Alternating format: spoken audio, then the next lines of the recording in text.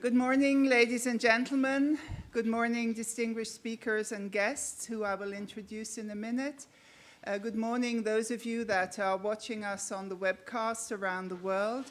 We're delighted that you've come to join us here for the very first meeting of global health policy think tanks, which is, we hope, an innovation that will contribute to Geneva being not only the global capital of health, but also the global intellectual capital of health, a real hub where thinkers on health and global health governance come together. And I'd like to say a very special thanks to all the think tanks from the Global South and the Global North that have come together here to work over the next 2 days with representatives of international organizations, the diplomatic community and NGOs here in Geneva to think how think tanks can best contribute to better global health governance with a very special focus on the Sustainable Development Goals. Those goals are a revolution, something we will hear from many of the speakers, and they also mean that we will have to work quite differently. No more separating the world into two parts, but really coming together. And who should start this coming together if not the intellectuals in this field, if not the people who are working academically and interdisciplinarily? And that's why I'm also delighted that if you look at the biographies of our distinguished speakers this morning, we have 2 economists, we have 2 medical doctors, we have 1 lawyer, and 1 political scientist. So that's a good mix for global health policy, I think. And if we were to look at the biographies of all the think tank representatives that have come, we of course get an even broader representation, and that is absolutely critical. Let me tell you how we will conduct the morning. First, there will be 2 welcomes. First, from Professor Burin, the director of our institute, who is very supportive of the global health activities that are increasingly being conducted, not only in our program, I might say, but throughout the institute as a whole.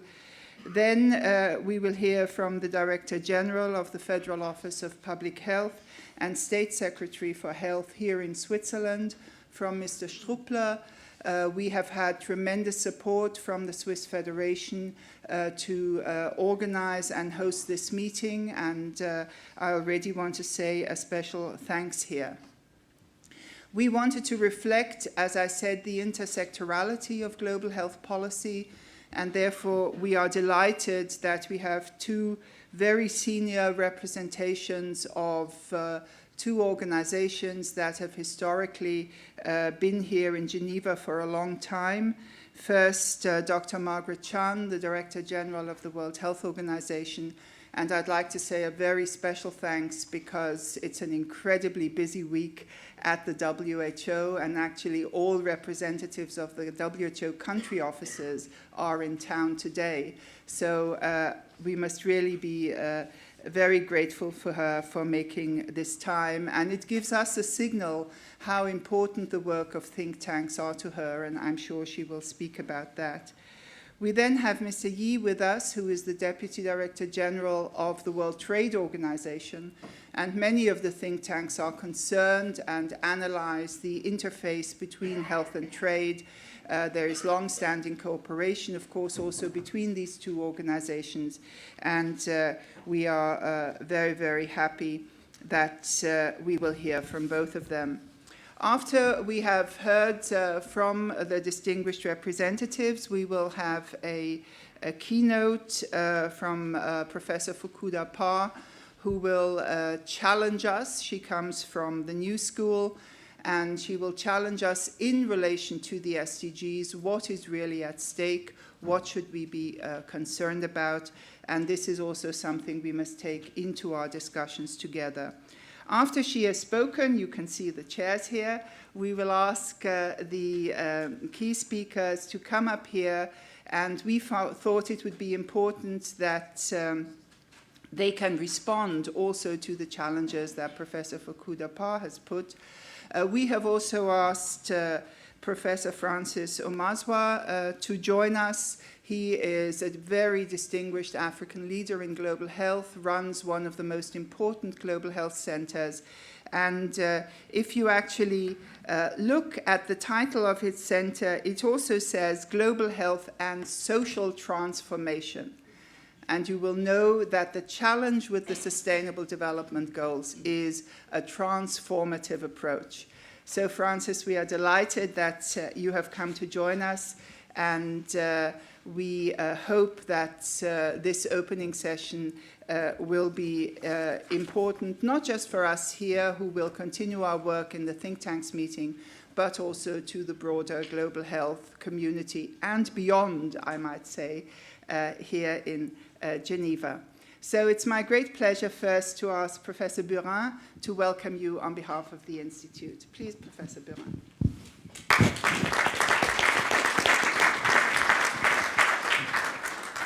Thank you. It is my great pleasure to welcome you all at the Graduate Institute. We are a small, independent, selective and postgraduate institution which has a long and intimate relationship with the international community, as we were born in the 1920s at the heyday of the League of Nations, and have maintained since very dense relations with international Geneva, the international organization, the diplomatic missions, the world of NGOs, which has much grown in the recent decades, but also with the multinational companies that have their headquarters in this region. And it is all the more pleasant for me to welcome you all that last year we organized a global summit of think tank, and this present meeting is in a way a follow-up centered on the field of global health, but with the same intention and the same purpose of gathering distinguished speakers and experts from the world of global health, academic institutions and think tanks to help us and to help International Geneva to better understand the work that is being done in a prospective way. And I'm particularly delighted that you have responded to the invitation of Ilona Kickbush and her program, because this has become a highlight of the Graduate Institute, thanks to the reputation and dedication of Ilona Kickbush, whom I must say I was fortunate to meet and associate to the work of the Graduate Institute 10 years ago, exactly. So it's an anniversary, in my view, this meeting today, and I would like really thank you, Ilona, for everything that you have done and continue to do for us. So I wish you a very fruitful day, 2 days, in fact, meeting, and I hope that there will be a follow-up to this session.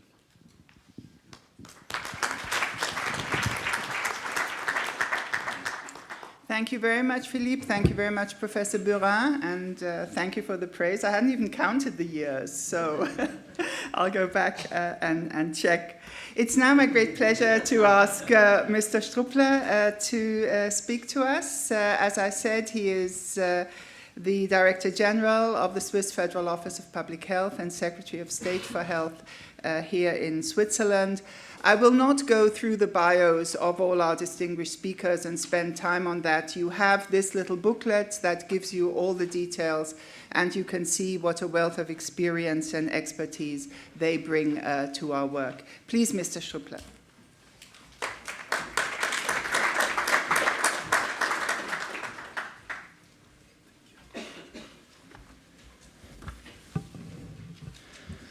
Good morning, Excellencies, ladies and gentlemen, dear thinkers.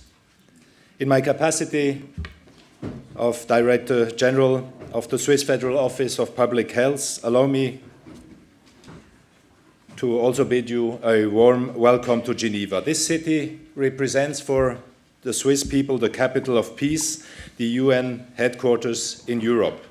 The International Geneva brings together more than 35,000 people.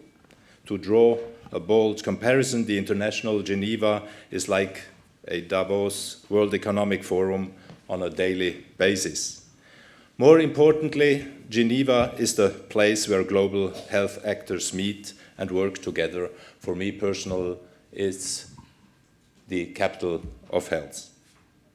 The International Committee of the Red Cross and the International Federation of the Red Cross gave to Geneva its very first humanitarian and global health calling. With WHO, the Global Fund and UNAIDS, also headquartered in the city, as well as over 90 health-related organizations based in the canton, it is clear that every decision taken here, every resolution drafted in Geneva, have a direct impact on people worldwide. The ripple effect of the work of these organizations is boundaryless. Geneva is also the ideal place to further build the nexus between health and all other fields, such as human rights, humanitarian affairs, research, technology, security, and trade.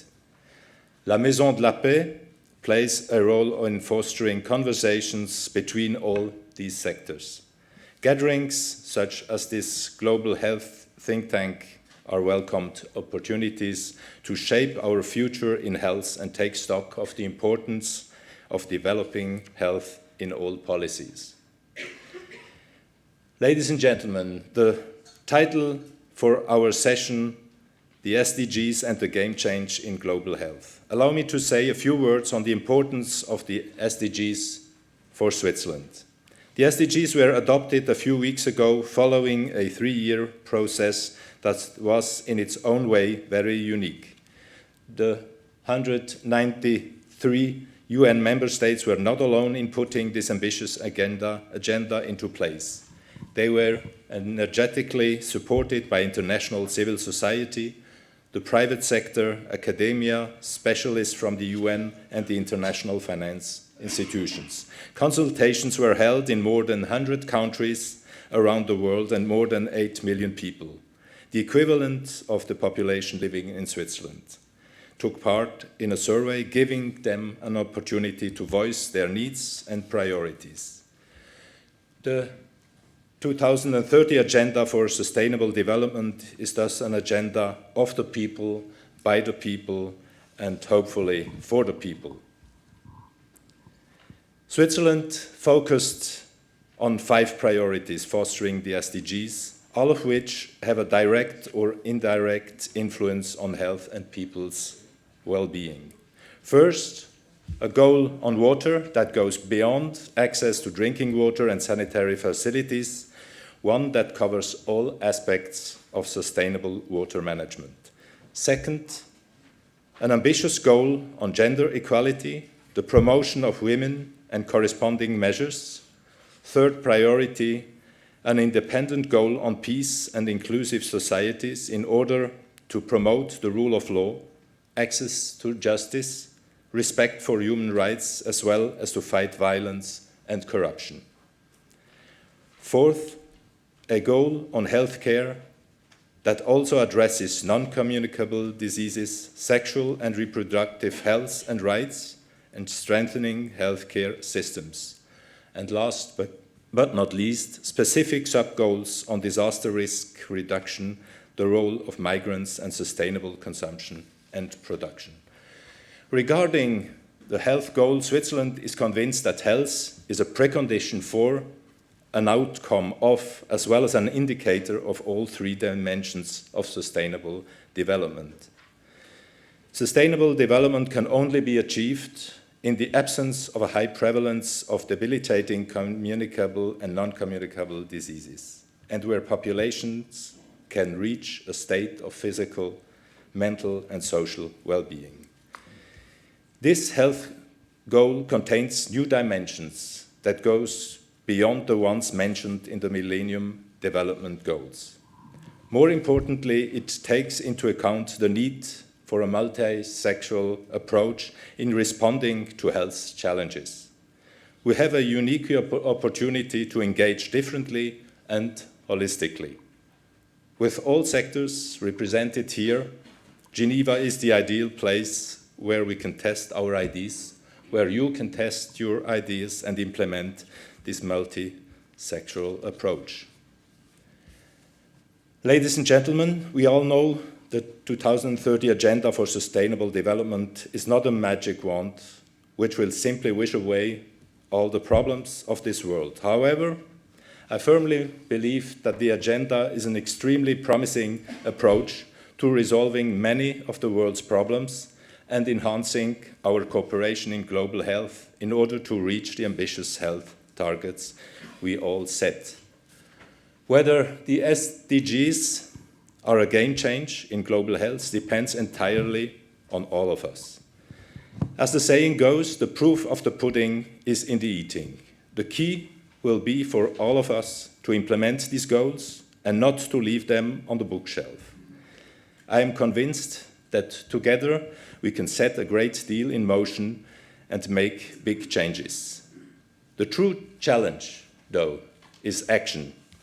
Disruptive action. Action alone leads to change, and the real goal is to succeed in being active before the next catastrophe reveals, as Ebola crisis did, that we haven't been fast enough and effective enough.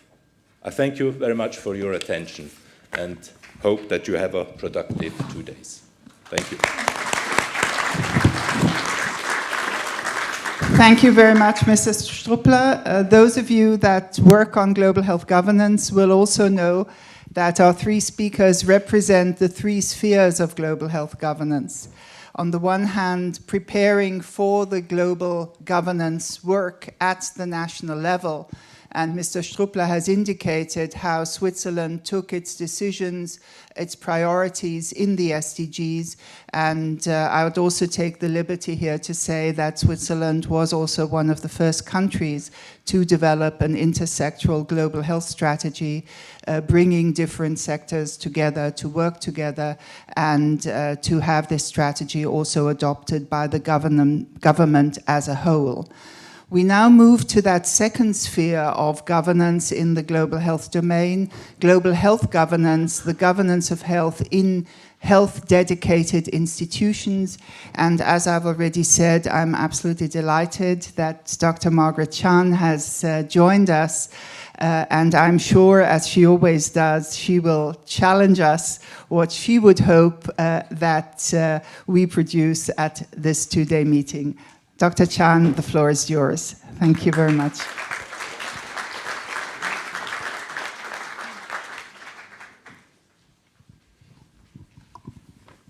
Thank you, Ilona. A very warm welcome to Geneva. So my dear friend, Professor Philippe, and also Pascal, you have heard from Pascal the account. Truly, he gave you all the concrete substance about the importance of Geneva, being the capital of health. Thank you. Why are you so quiet? I challenge all of you to find another city where you have all the coming together of the importance of so many institutions, but more importantly, the diversity of the institutions and also the important interlinkage that you have mentioned. So let me also thank Ilona and thank you, the Global Health Program at this Graduate Institute. Keep organizing very important meeting, bringing all the important think tankers from the South and from the North. That to me is also a very important innovation. Yes, we must also tap into the talents from the Global South. It is a special privilege for me to join you today and also to hear from you, of course, at the end of the 2 day, some of the important ideas that come out from this meeting. We are at the cusp of a transition. We are at the end of 2015. We will be moving from NDG to SDG. So what are some of the things we need to prepare in order to deliver and act on the very important SDG agenda for the next 15 years? Honestly, Ilona asked me to challenge you. That's not too difficult, Ilona. I need your help. I can ask for your help with issues that truly keep me awake at night. Some are politically contentious, and you can do it much better than I do. As we, for those of you who join the World Health Assembly every year, these are important issues that are being discussed and raised, disagreed, and finally, I hope, come to agreement. That's the beauty of Geneva International, the spirit of flexibility, where countries of the world come together and find solutions on no matter how difficult issues. Now, the world, ladies and gentlemen, has changed dramatically since the 8 Millennium Development Goals were agreed at the start of this century. The results of that sharp focus and all the energy, resources, and innovation it released truly exceeded the wildest dreams of all. Just go and check on all the MDGs, achievement. It's amazing. So I thank all of you and also the leaders of the world, governments, civil society, to make it possible. MDG is an instrument for global health governance that demonstrated the power of international solidarity and brought out the best of human nature. The factors that now govern the well-being of the human condition, as well as the planet that sustains it, are no longer so discrete, and it's much more complex. The agenda for the Sustainable Development Goals have 17 goals and 169 targets, will try to shape a very, very different and complex world. Why do I say that? This is a world that is seeing not the best in human nature, but the worst, dare I say. International terrorism, senseless mass shootings, bombings in markets and places of worship, ancient and priceless archaeological sites reduced to rubble, and the seemingly endless conflict and the migration related as an outcome to this, the worst we have seen since the end of Second World War. So the new agenda of SDG is certainly ambitious. It looks nothing less than, it tries to shape and tries to transform the way the world works. Why do I say that? Many people say that the 17 goals are too ambitious. Maybe from the perspective of health, from the perspective of trade, from the perspective of agriculture, we are too silos focused. But look at it from the perspective of governments. Governments that have a social contract with their people. Which government does not look at all these important issues and prioritize? This is a challenge for the world. And the good thing about SDG is universal application. It's no longer the rich helping the poor. It is about we work together helping each other. Now, through the 169 interactive and synergistic targets, the SDG seeks to move the world towards greater fairness and leaves no one behind. In pursuit of such a lofty ambition, it will inevitably cross paths with many international systems that govern finance, business relations, foreign investment, and trade. And I'm sure my brother, Mr. Yi, will share with you his insights, from the perspective of the WTO. Now, the 13 targets under the health goal continue the unfinished agenda of MDGs, and with even higher ambitions, and add important new health challenges and concerns For example, NCDs, and also the importance of mental health, road safety, injuries. So, ladies and gentlemen, what are our chances of success? Leaving no one behind, ending epidemics, and ending preventable death require a massive scaling up of intervention. So, who will implement? Who will pay? Intellectual property rights and the patent system continue to raise questions about fairness. I have been approached, and I'm following the discussion and debate, and there are some very serious concerns about the TPP, the Trans-Pacific Partnership, the biggest trade agreement ever. Some people say they may adversely affect the market for generics and biosimilars and increase the cost of medicine. I'd like to hear your views. If these agreements open trade and yet close the door to affordable medicines, and we have to ask the question, is this really progress at all? Especially with the cost of care, which is rising everywhere. Genuine therapeutic breakthroughs are important. I have never seen in my 40-year history in health that, no breakthrough, no innovation, no breakthrough. So how do we find the right balance?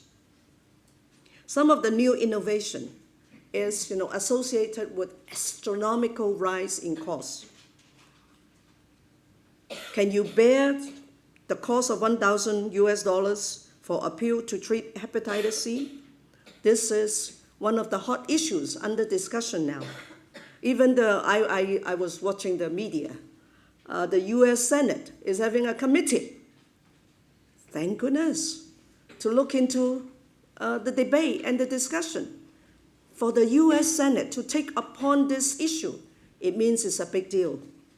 And I'd like to hear from you. In poorer countries, I don't mind to tell you, adding one drug to the standard regime of treating breast cancer increases the cost from about $300 to $40,000. Can you afford it? High prices block access. This is what I'm hearing. Hepatitis C affects about 150 million people around the world, mostly living in very poor countries. Unless we get these prices down, many millions of people will be left behind in direct conflict with the lofty goal of SDG. Let me ask you again, what is the fair profit for a pharmaceutical company? No one in WHO, no matter how difficult the discussion, no country in WHO object to private sector making profit. But they are beginning to ask the question, what is a fair profit for a pharmaceutical company? To what extent does the market exclusivity conferred by patent protection actually stimulate innovation? I have heard this widely held assumption being challenged by several economists. I worry about interference by powerful economic operators in the new targets for alcohol, tobacco, and non-communicable diseases, including many that are diet-related. Economic power readily translates into political power. Let me give you a single example. Out of the demand reduction measures set out in the WHO framework for Convention for Tobacco Control, increasing tobacco tax and the price for tobacco products is by far the most effective measure, and yet this is the least implemented. Why? Because of interference by the tobacco industry. In some US cities, I'm sure you know about this, efforts by some mayors to impose tax on soda were effectively blocked by the beverage industry. However, extensive media coverage of the issues, including the risk that consumption of sugary beverages increases the risk of obesity, diabetes, and other diseases, led to a sharp reduction in consumption. In the end, city mayors got what they wanted. That's the good news, though not through the intended way. So, ladies and gentlemen, it's public opinion, sometimes public outrage at industry practices or bad practices, a source we ought to use more. Since the start of this century, the poverty map has changed. Today, 70% of the world's poor live in middle-income countries. Economic growth has long been the principal measure of progress. If the economy is doing well, where is the incentive or the pressure for government to persuade equitable healthcare? What happens to the poor when middle-income countries lose their eligibility for international assistance? They are classified as graduating countries, so they no longer can benefit from the generosity of donors and contributors. They cannot benefit from Gavi support and Global Fund support. So what will happen to these countries?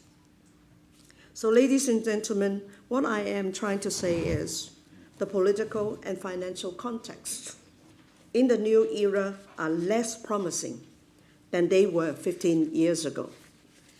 In much of the rich Western world, economic insecurity, domestic cuts in public services, and growing inequality in their countries actually reduce political interest in international development and increase public hostility to foreign aid.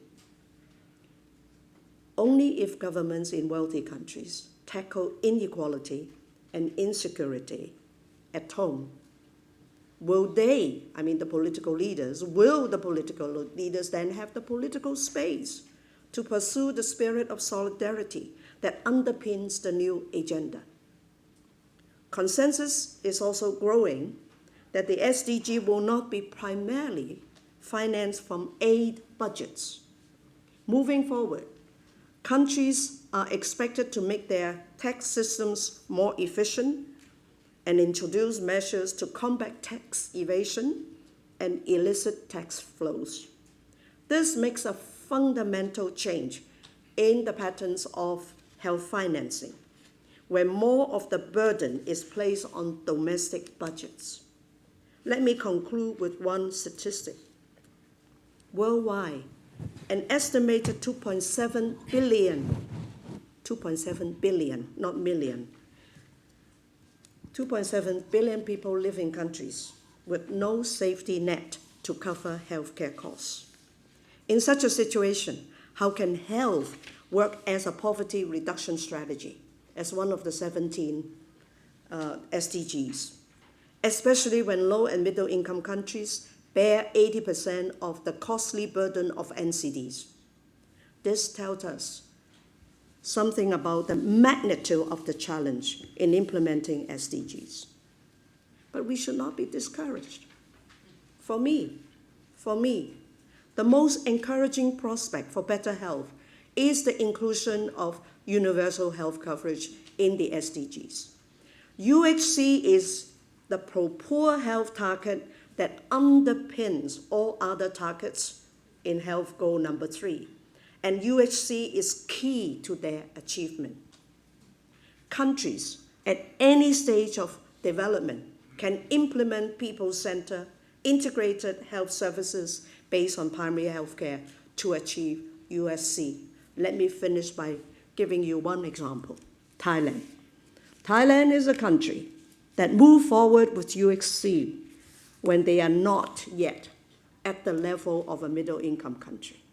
So UHC is the most equitable target we must all work towards. And I need your help, think tankers. You can think out of the tank. You have what I call the liberty to speak your mind. So do I, although today I can speak my mind because I'm in your institute. I'm not in WHO. But truly, we need a global conversation. The SDG, one thing that pleases me the most is the conversation, Ilona, you talk about the 100 countries consultation. Going forward, countries must remember the role of civil society. Once you open the box for the civil society to give you ideas on what they want, what they need, to be led, to be inclusive, nobody can stop civil society, and we need your voices. Thank you. Thank you very much, Margaret. Dr. Chan. Something happened here. Something happens there. How come? I don't know.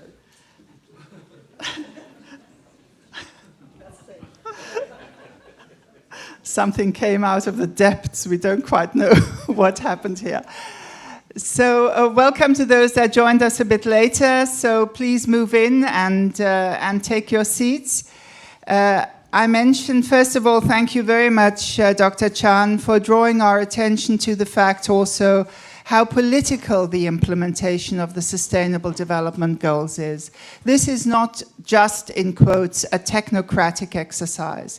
This is something where a significant amount of political will and commitment will be needed, and where we will need to understand political processes to take it forward.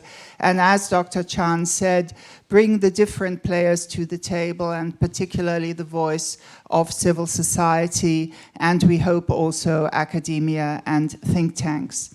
So thank you very much for that. We now move to the next international organization here in Geneva, the World Trade Organization. Dr. Chan already indicated some of the issues and conflicts that are at stake in the relationship between trade and health.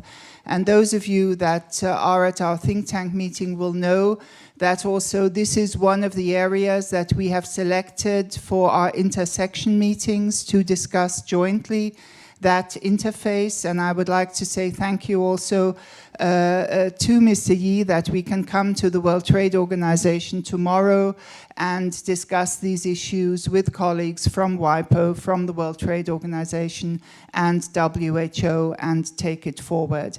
So Mr. Yi, please, if you would join us on the podium and share with us, please don't trip, share with us the perspectives from the World Trade Organization on the SDGs. Thank you very much.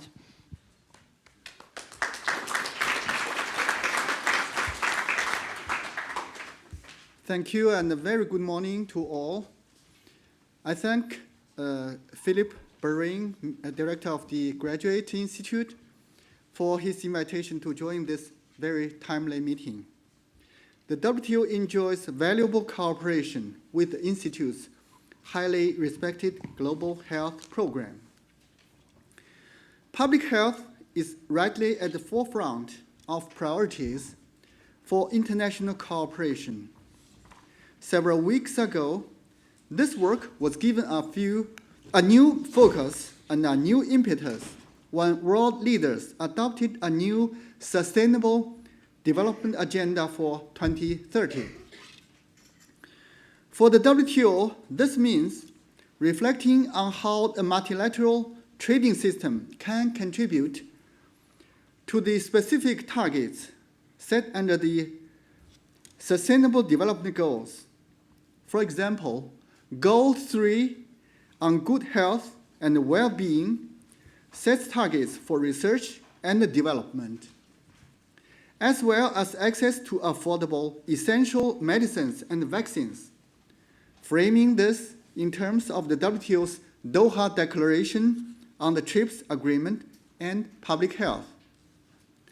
The SDGs were therefore very much on the agenda last month when Roberto Azevedo, our Director General of the WTO, joined his counterparts, Margaret Chan and Francis Gurry, Director General of WIPO, at a joint policy symposium on the theme of public health, intellectual property, and TRIPS at 20, innovation and access to medicines.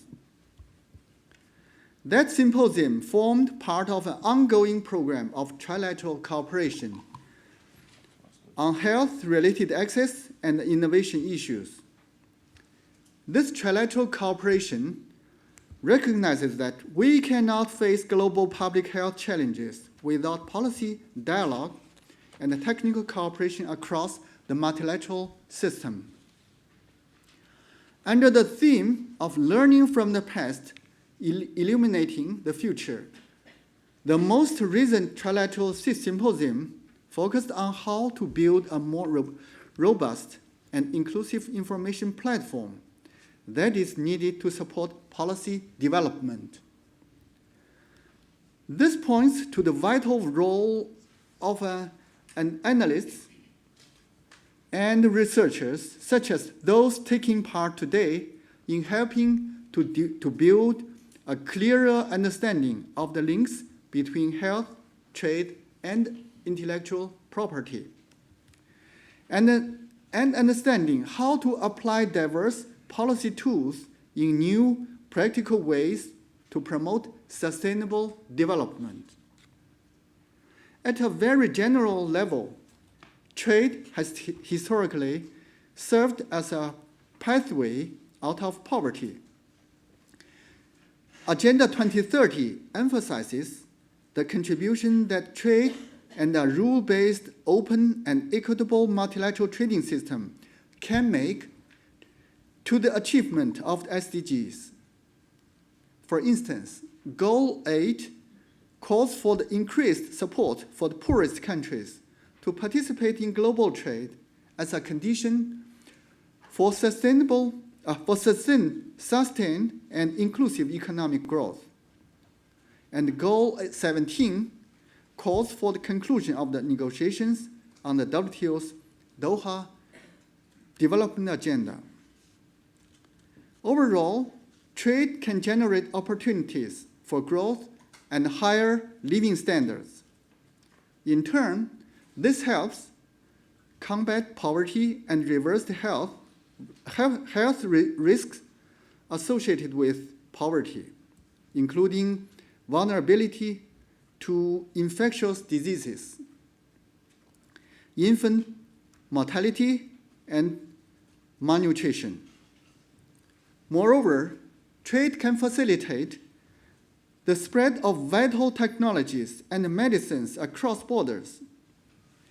No country can expect to be self-sufficient in medicines and medical technologies, so trade is a necessary conduit for access. Last year, reported worldwide imports of pharmaceutical products exceeded $523 billion. Trade in electromedical apparatus such as ultrasound and MRI equipment exceeded $100 billion.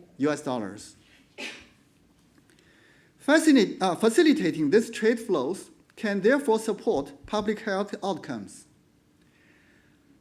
And obstacles to trade in medicines, inputs to pharmaceutical production, and other medical technologies therefore become more than an economic burden. Tariffs on such goods can serve as a tax on health, raising their cost. Unnecessary red tape, duplicative regulations, and conformity assessment procedures can hamper trade flows, further adding to the cost of medical products. And time-consuming and costly custom procedures become more than a commercial concern when vital medicines and medical technologies are concerned. The WTO's Trade Facilitation Agreement aims to expedite the movement of goods across borders by simplifying customs procedures, increasing transparency, and limiting fees and charges. Full implementation of the agreement is estimated to reduce trade costs by an average of 14.5%. Its beneficial impact may flow through to improve access to medicines. For example, the agreement contains provisions for expedited handling of perishable goods, which is vital in the cold chain management and transportation of some medicines and vaccines. Of course, the relationship between trade, economic growth, and health is far from simple.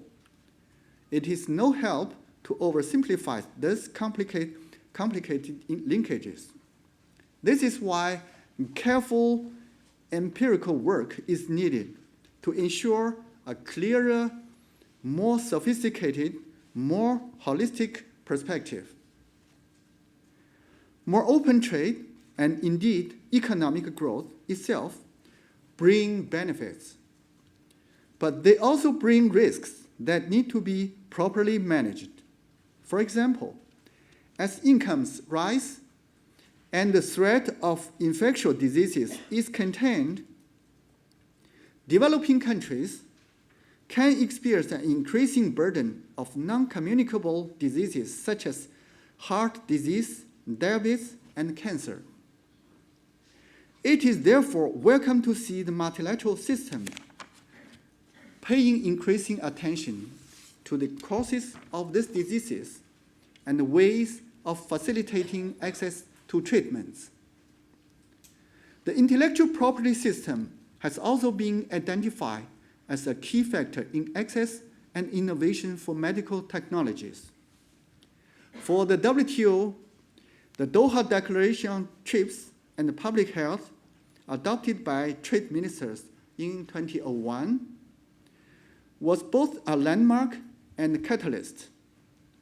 Ministers noted that IP was important in development of new medicines, but recognized concerns about its effects on prices.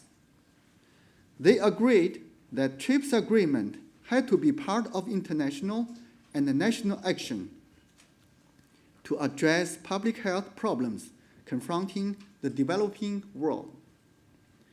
This declaration has since informed our work both in catalyzing cooperation on public health across multilateral systems and in guiding the work of WTO bodies internally. For instance, the Doha Declaration led directly to a unanimous agreement on the first ever amendment to the WTO package of multilateral trade agreements. WTO members agreed to amend the TRIPS agreement so as to offer an additional legal avenue for access to affordable medicines for vulnerable countries that are most reliant on international trade to serve their needs. And very recently, in fact, just last week, WTO members agreed to extend to 2033 the exemption of LDC WTO members from provisions of the TRIPS agreement concerning pharmaceutical patenting and regulatory data. This is the second such extension, specifically geared to leverage the LDC access to pharmaceutical products. Giving practical effect to the Doha Declaration, LDCs are now assured maximum flexibility in this area, well beyond the 2030 framework for the SDGs, and the option is open for possible further extensions beyond that point. This decision, therefore, forms a concrete step towards the SDG target of providing access to affordable medicines and vaccines. Indeed, that target expressly recalls the affirmation in the Doha Declaration on the right of developing countries to use to the full the provisions in the TRIPS agreement regarding flexibilities to protect public health and to provide access to medicines for all. Ambassador Ashan of Bangladesh coordinator of the LDC group in the WTO, described last Friday's decision as historic, adding that it will assure the LDCs the necessary legal certainty to procure or to produce generic medicines for those who need it most, but do not have any access. But this is just one measure, only one particular contribution to facilitating access to medicines for the most vulnerable countries. It is hardly sufficient in itself. There are many barriers to bring down. Public health challenges are complex, constantly evolving and cross-cutting in nature. They cannot be tackled by one agency or one initiative in isolation. Health risks in today's globalized world must be approached in a holistic manner, taking care to ensure that trade and IP policymaking complements sound public health policies. This means reaching a clearer understanding through dialogue, through shared experiences of how to improve the positive linkages between public health, trade, and IP. While we still have a lot to learn and much to discuss, we are not starting from scratch. For instance, the WTO's rules and the dispute settlement mechanism, its transparency, and the discussion forums, its cooperation and partnerships with relevant agencies have provided a solid foundation for greater coherence in pursuing health and related policy goals.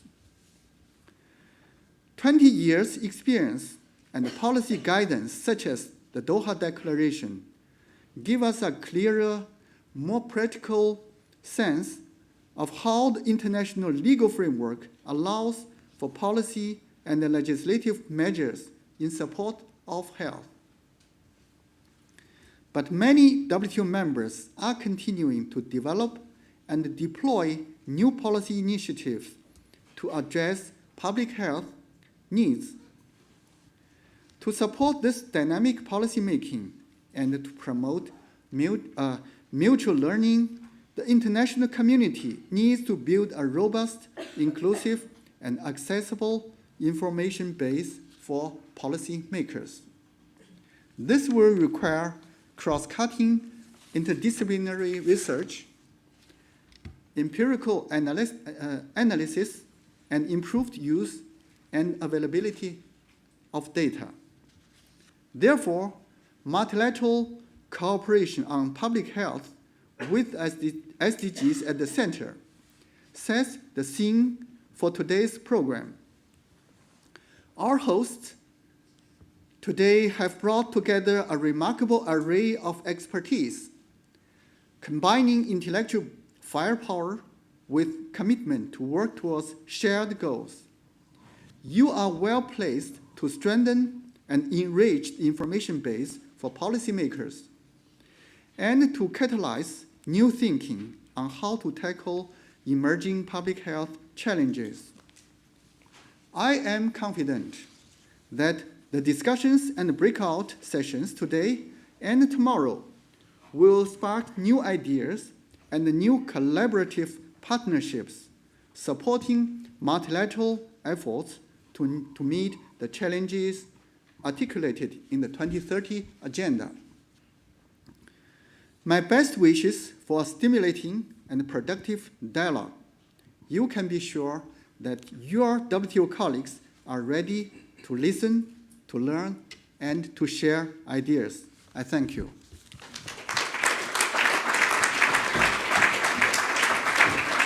Thank you very much, Mr. Yi, and thank you for highlighting again some of the historical dimensions of the Doha Declaration and other agreements that flowed from it.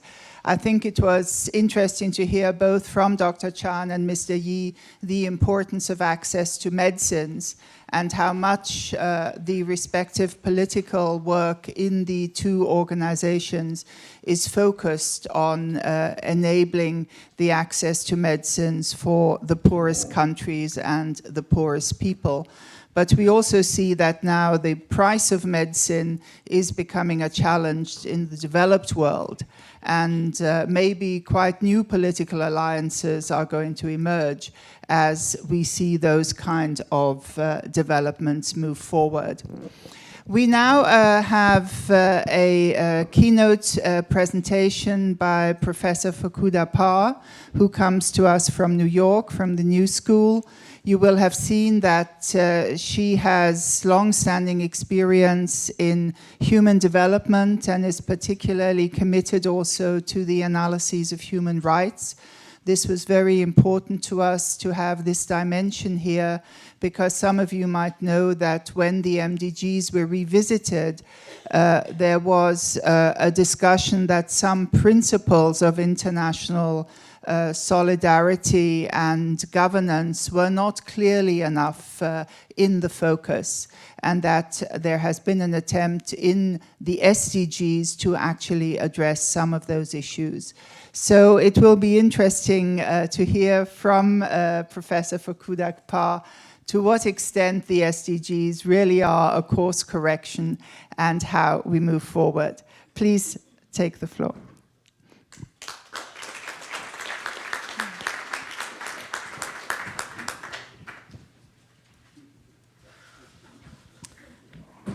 Thank you, Ilona, and thank you very much for this opportunity to speak to you this morning. The SDGs actually have been widely criticized let's see, how does this, yes, here it is, as something terribly bloated. You know, the economists called it worse than useless, and Bill Easterly provided us with SDGs. It stand for senseless, dreamy, garbled. But on the other hand, there is, in fact, quite a lot of enthusiasm for the SDGs, and everybody is talking about implementation, as this conference is as well. And for those people who have been involved in the negotiations, and that is not just governments, but also, as has been mentioned already, many civil society groups, and including civil society groups from the human rights community, there is a certain level of satisfaction that progress, that the SDGs represent a certain improvement over the MDGs. And so the Center for Economic and Social Rights says we can declare partial success in every category, which is more than we might have dared hope for in 2010 under the reign of the deeply inadequate MDGs. And so what is so different about the SDGs compared with the MDGs? I think they represent actually quite a significant shift in the international relations, in the field of international economic and political relations, in the way that development is conceptualized. I mean, first of all, the MDGs were, in fact, an agenda of development aid from the north to the south, championed by development agencies, aid agencies, bilateral aid agencies, and ministers. On the other hand, the sustainable development goals are universal, recognizing that something called development and poverty reduction is as relevant for Switzerland as it is for Burkina Faso. The agenda is for sustainable development, and that includes environmental, social, and economic sustainability, and not just ending abject poverty. And most importantly, in terms of a shift in the politics of these global goals, the elaboration was a contrast from the MDG process. The the MDGs were sort of led by the Secretary General's office. It was very technocratic. But I think that was actively rejected in 2012 or so, when governments said no, it was not just going to be the high-level panel of eminent persons that was going to sort of elaborate this nice document and have governments accept it. Governments coming from the Rio Conference for Sustainable Development said they were going to develop the Sustainable Development Goals, and this was going to be in the hands of the Open Working Group of the General Assembly. And I think that it was the middle-income countries, such as Colombia and Brazil, that led this whole move. And so it does reflect this shift from a sort of a north-south world to a multipolar world in which the middle-income countries are playing a more important role in setting global norms. They are actually becoming thought leaders, norm makers, and not just norm takers. And there has been a great deal of frustration with the MDGs. I mean, I think there are many people who claim that the MDGs were a great success, but for many, they were not. There has been a great deal of basic frustration with the very kind of way the whole the basic needs focused agenda. This is just I won't read the whole thing out, obviously, because it takes too long. But this is an example of the frustration felt, for example, by the Women's Coalition. That finds the MDGs and even the process of the post-2015 SDG discussions, that they're constantly not challenging macroeconomic policies, not constantly sort of erasing the fundamental problems of powerlessness and voicelessness that is at the root of women's exclusion and disempowerment. So if you think about the MDGs, it's actually, no one can disagree with what is there, but there's a lot that is not there. And that is the off-the-table issues that are important in these global goals. And so the MDGs did not have inclusion, exclusion, discrimination. They actually didn't have anything about development. It was all about poverty. It had no place for national strategies, the role of a developmental state, or challenging new, macroeconomic policy frameworks and economic models. It didn't speak to systemic reforms in global governance. It didn't talk about productivity or employment, pro-poor growth, or anything about complexity in development, or even climate change. These are things that were actually inequality, climate change, employment. Aren't these the three really fundamental challenges of the 21st century? The MDGs didn't talk about any of those things. And most importantly, they didn't really get to the structural causes of poverty, of unequal power, and unjust institutions that lie at the root of why some people, some communities, some countries remain poor. And for example, in the field of health, there is a very long-standing work on the social inequalities, the social determinants of health, and they in turn have roots in the political inequalities. And the Commission on Global Governance for Health that Desmond here and Paulo Bus, who is also here, and I were privileged to work in, pointed this out in a Lancet article a while ago, that the deep causes of health inequalities, the health outcomes, there's a lot that can be done for improving health and well-being. The problem is that some people don't quite get there. Basically, there is a problem of inequalities. So what are the ways in which the SDGs actually depart from some of these key shortcomings of the MDGs? Well, certainly the SDGs provide this broader agenda, but I think they also promise this more transformative agenda.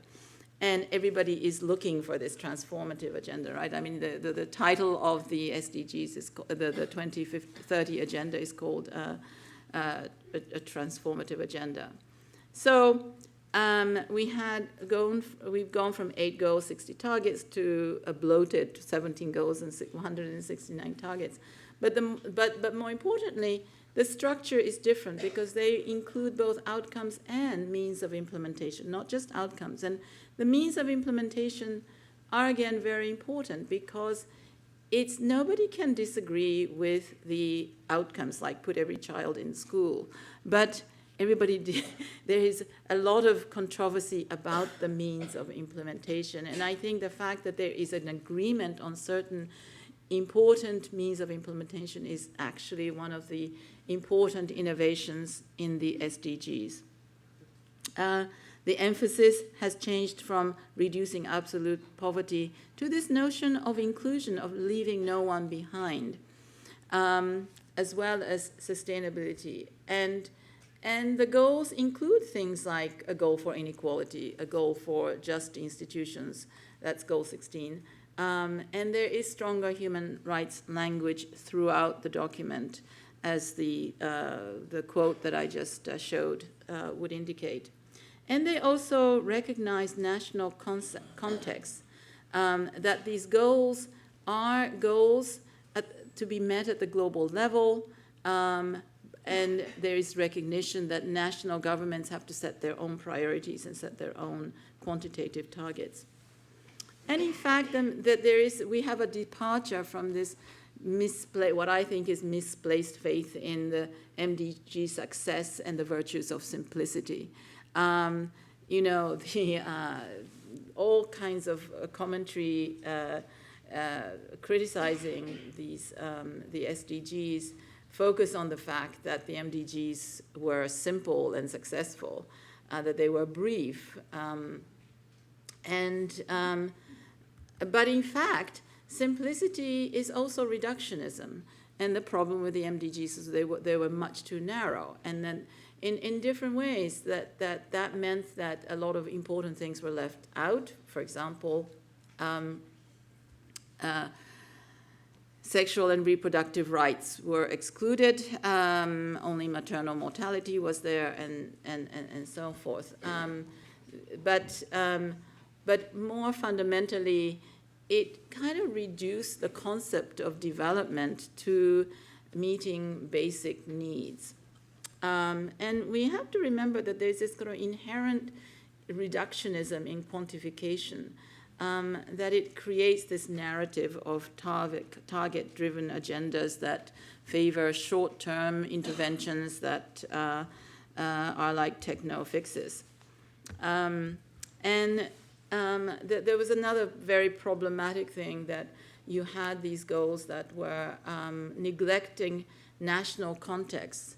And this is tremendously unfair, in fact, as a measuring rod for monitoring and accountability when it comes to the countries starting far behind, the least developed countries, the poorest countries, because you are measuring success by achieving the target without taking account of the starting point.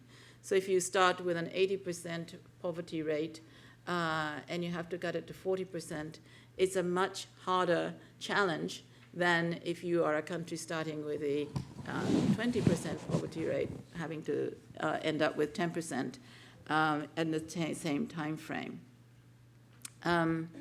So we have in the SDGs much stronger elements for a transformative change that addresses these structural obstacles, structural social and economic issues. And so there is this inequality goal that recognizes not only inequality within, but also between countries. All of these, many of these goals, 3, 4, 5, 6, 7, for example, say, have this term of all, well-being of all, to emphasize the inclusion that is an important aspect of the agenda. And these goals do include notions of the need for just institutions and means of implementation. that require policy change, including some that address systemic national and global issues. And just as an example, if you look at the health-related goals, it refers to things like issues of TRIPS flexibilities that have already been referred to by the previous speakers. It talks about the issue of health financing. We talk about agricultural trade and export subsidies. That's important for reducing hunger, food security. That, of course, is fundamentally a health issue. It talks about pro-poor, gender-sensitive development strategies for meeting poverty goals. It talks about local governance, local community participation in water management. So these institutional issues are included in this agenda in much more explicit ways. And I think that all makes this much more of a transformative agenda. But, you know, now we have this, and since I live in New York, I suppose that I am not particularly participating in, but at least I get the sort of the general feel of what is going on in some of these negotiations. And the hard work of negotiations is over. But then there are the real issue is what is going to happen in implementation. And I think there are a number of risks that these this broader agenda will make no difference, basically because they will fall off of the radar screen. In the experience of the MDGs is that Goal 8, the partnership agenda, made very little difference. No one championed them. There was a sort of a monitoring report on the MDG 8 that came out every year, sort of repeating, oh, this is, you know, time is running out, you know, nothing has happened. Time is running out even more and nothing has happened. Every year it would repeat this. So there is, because there is a risk of selectivity, because we have 17 goals and 169 targets, the attention of the world will not go equally to each one. Once again, the experience of the MDGs is that some goals, like the HIV/AIDS goal, made a huge difference because somebody championed them. But other goals, like the employment target, actually made very little difference to mobilizing attention and action. We need to make sure that some of these transformative goals and targets that speak to issues of inequality, inclusion, just institutions, human rights, actually get championed and mobilized and serve to mobilize. Secondly, there is a risk of simplification and reductionism.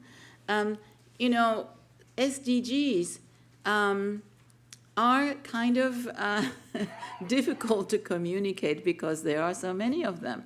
And people will simplify, and what they will do is to cut out some of these nice qualitative words like inclusive, just, sustainable, and so forth. And in fact, this is exactly what has already happened.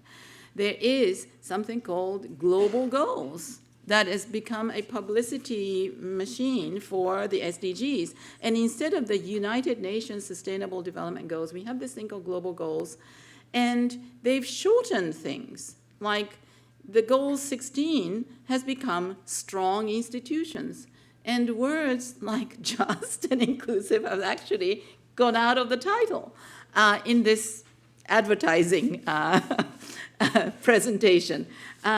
The goal for sustainable consumption has been reworded responsible consumption. So this kind of simplification and reductionism can set in to recast the SDGs into this sort of list of basic needs, what I call the wrong kind of basic needs, which is cost, count, and deliver.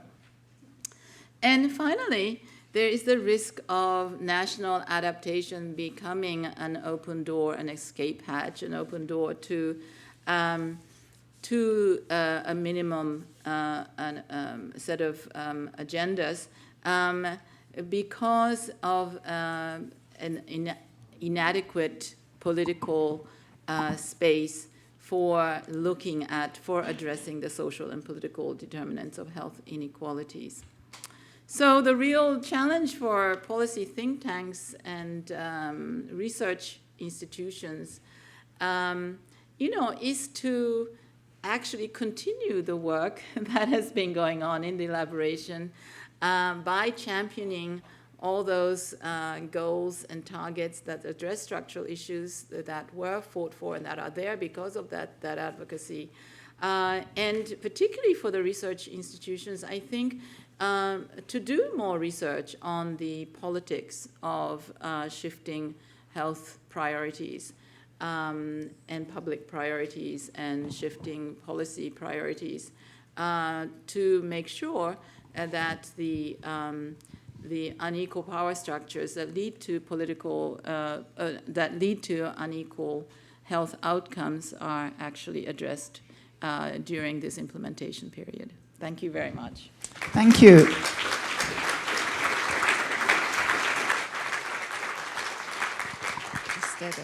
Can I ask the other panel members to very quickly join us? We'll just have some short commentaries. Yes, please, Margaret. Mr. Struppler, Francis? Yes. We have 10 minutes. We did want to have some short response to Dr. Fukuda-Parr's presentation, and I'd just like to take up the point that she raised earlier about the simplification. The original title of the goal was Sustainable Production and Consumption, and now the production has disappeared and the sustainable has disappeared from the consumption. And I might add, actually, also, I always say that is the NCD goal in the Sustainable Development Goals. Sustainable production and consumption. That is what relates to the growth of non-communicable diseases. So if we could just have a short commentary. I don't know where the second microphone is. Here it is. Thank you very much. Dr. Chan, could I ask you to give a first comment on what you heard? Wow. What a wonderful keynote address, right? Thank you so much. I have heard praise and criticism for the SDG. What you are saying is so true. How many of you have more than 10 fingers? So let's say, when you have 17 goals, 169 targets, truly it's very difficult. So I think we have to go back to basics. The most important thing is the context of every country is different. It is up to the country, based on their health needs, well, I'm talking about health, or development needs. Where are the gaps? Where are they doing well? Now, I cannot criticize Switzerland for choosing 5 because they have done a very robust analysis. These are the areas they want to pay attention. So what's wrong with that? So out of the 17 goals, I still remember my discussion within the UN family. I said that politicians nowadays cannot count more than 3. You give them 17. We will risk the reductionists. So what are we going to do? So our discussion is that we must look at the menu of important issues, but then the grounding is the country specificity and the context based on a conversation with the people in the country. We must always, the starting point for me is always the people.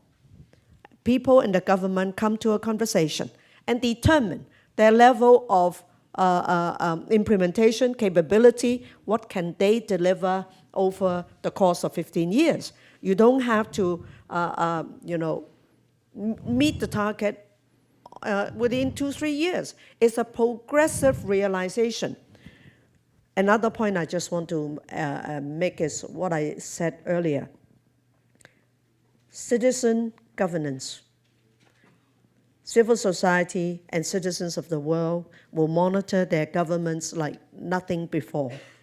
Whether or not you are making progress within the means, within your political power, as presidents and prime ministers, you will be voted in again or out for non-performance.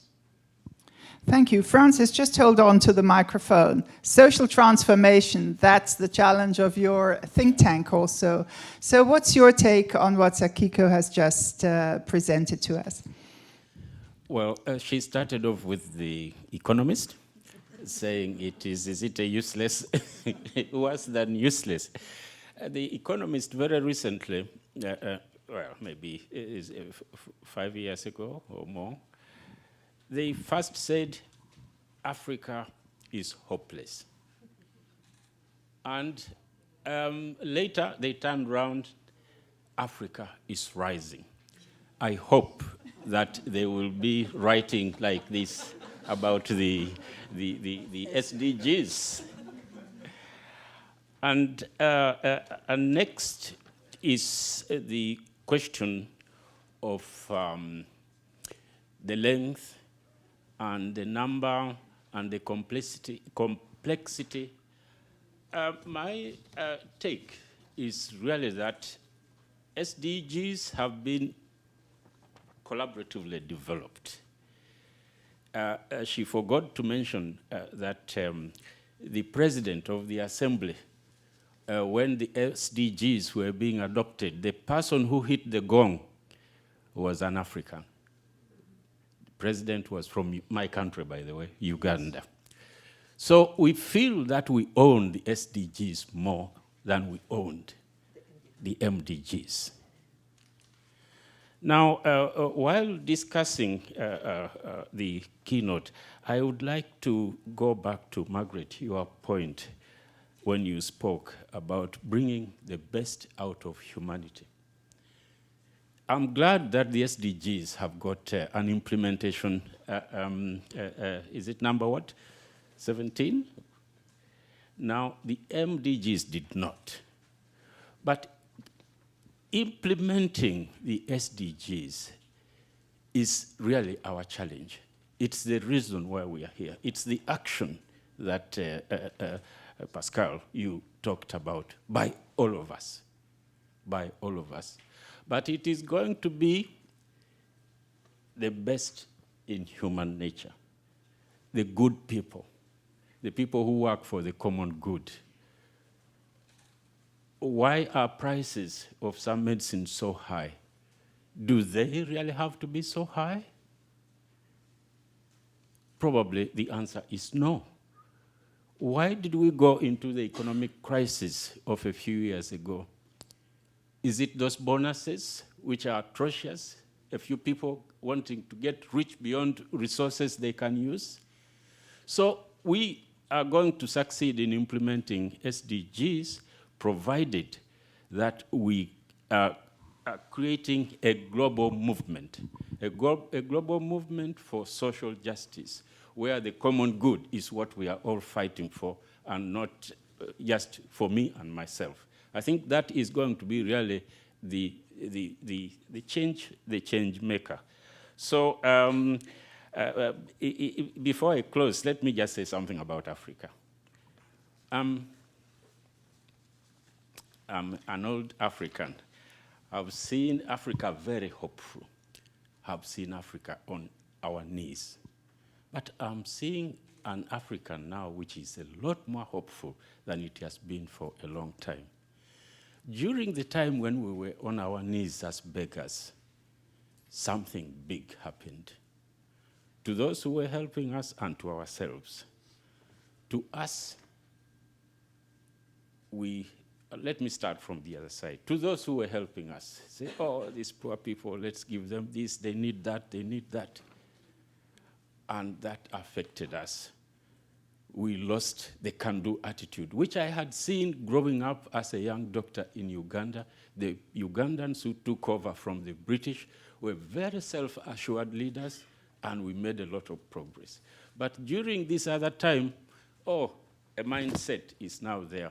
The donors are going to say this, let's do what they say. We ourselves need to change that. We Africans need to do more for ourselves. I've written a book about this when you are able to read it. So I would like us, as we discuss think tanks, there are think tanks in Africa. I see a number of people here. African think tanks can help you, Margaret, to deal with those ministers and the political leaders. Just tell us, handle this one, and we'll be there. We'll be there to produce the evidence and the knowledge that is needed to change that. So I'm very hopeful in today's Africa. Africa is rising.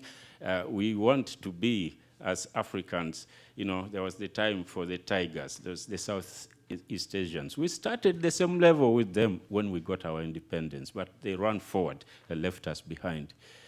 Those are the tigers, we are the lion. It is our turn now. And, and we need your help. And let's support African think tanks. And I think together, leaving no one behind, Africa should not be the reason why Ebola becomes a threat. It should be the reason why together we have a common planet which we all enjoy. Thank you very much, Francis. And maybe it's the African leopard, it's even faster. So if I could ask Pascal Struppler to just say a word or two, if you hear this about the SDGs, what difference is it going to make to Switzerland? Will it make a difference to what you do in your everyday job? Will it make a difference, of course, to Swiss development aid? Yes, there will be different priorities. But I understand Switzerland is writing a sustainable strategy, a sustainable development strategy for the country. So as somebody from the global north, what is your feeling around these sustainable development goals? Well, thank you very much. I would like to focus in answering your question on simplicity. Ms. Barr just talked about the criticism on simplification and reductionism and underlined that was a danger. I think it's not a danger, it's just reflecting the fact that SDGs or MDGs or whatever give a too complex answer to complexity. World is inevitably complex, but the answers we try to give, big organizations give, are much too complex. And to come to your question, I mean, how can I sell to our stakeholders 169 targets? It's just impossible. I think the answer to complexity is simplicity, and I would not criticize people that reduce this complexity.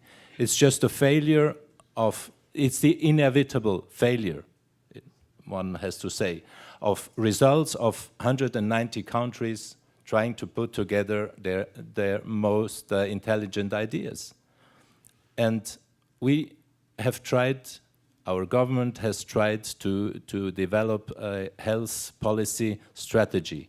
We started with 4 challenges, ended with 12 goals, with 36 measures, and with 90 projects. So I know what we are talking about.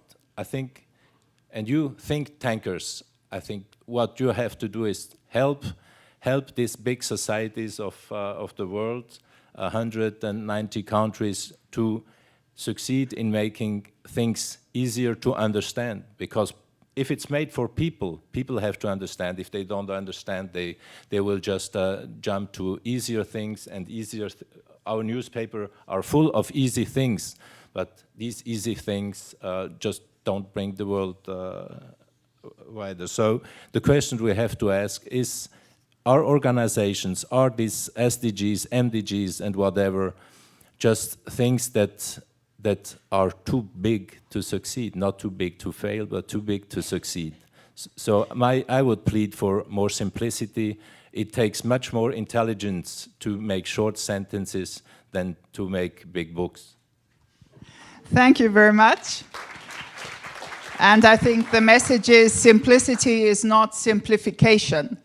And to have a clear understanding of the difference between the two.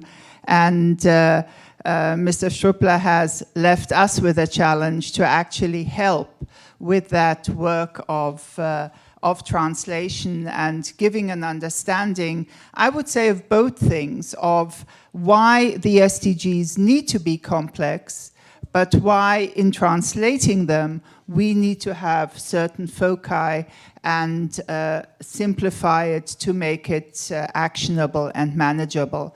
And I think that double message is important, because if we also look at some of the discussions of the refugee situation in Europe right now, there is a lot of simplification of what is a complex problem. But we need to be able to, on the one hand, make the general public understand the complexity, but be able to put forward solutions that are doable and manageable. And if everything leads to everything, then nobody does anything. And I think that is what we clearly want to avoid. I would have loved to have more discussion, but our speakers spoke a little bit longer than we asked them to. And Margaret is under enormous time pressure to get back to the WHO and the commitments she has there. So could I ask you to give a very big thank you to our speakers.